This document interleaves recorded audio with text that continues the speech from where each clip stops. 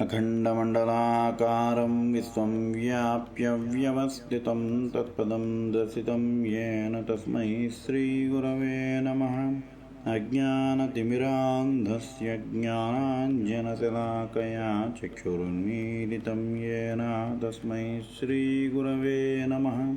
स्थावरं जङ्गमं व्याप्तं यत्किञ्चित् सचराचरं तत्पदं दर्शितं येन तस्मै श्रीगुरवे नमः।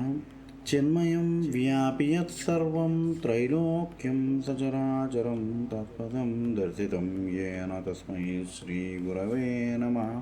सर्वश्रुतिशिरोरत्नविराजितपदाम्बुजः वेदान्ताम्बुजसूर्यायः तस्मै श्रीगुरवे नमः। चैतन्यः शाश्वतः शान्तो व्योमातीतो निरञ्जनः बिन्दुनादकलातीतः तस्मै श्रीगुरवे नमः।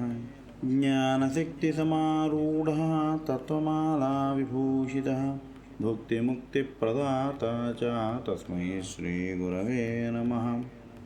अनेकजन्मसम्प्राप्तकर्मबन्धविदाहिने आत्मज्ञानप्रदानेन तस्मै श्रीगुरवे नमः।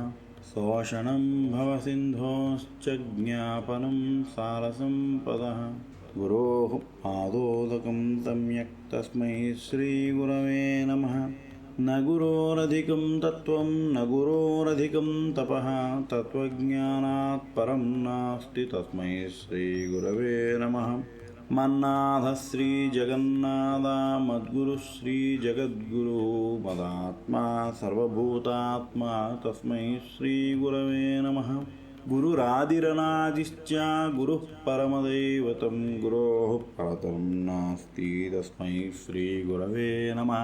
त्वमेव माता च पिता त्वमेव बन्धुश्च सखा त्वमेव विद्या द्रविणं त्वमेव सर्वं मम देव देवा।